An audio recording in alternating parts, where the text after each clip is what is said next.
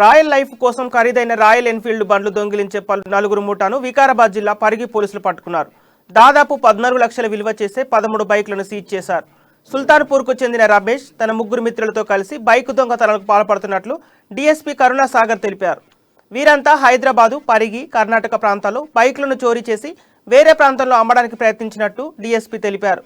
కుల్కచెర్లలో దొంగిలించిన బైక్ను హైదరాబాద్కు తరలిస్తుండగా రోడ్డు ప్రమాదం జరిగి దొంగల ముఠా గుట్టురట్టు అయినట్టు తెలిపారు. సో నమ్మదైన సమాచారం మేరకు మేము ఈరోజు ఈ నలుగురిని అరెస్ట్ చేసి ఇంట్రాగేషన్ చేస్తే వీళ్ళు నేరాన్ని ఒప్పుకోవడం జరిగింది. దీనిలో టోటల్ మేము 14 వెహికల్స్ 14 వెహికల్స్ 2 వీలర్స్ రికవర్ చేయడం జరిగింది. దాంట్లో 8 వెహికల్స్ మహబూబ్ నగర్ జిల్లా, సైబరాబాద్, హైదరాబాద్, మహబూబ్ నగర్ ప్రాంతాలలో కూడా దొంగతనాలు జరిగినాయి.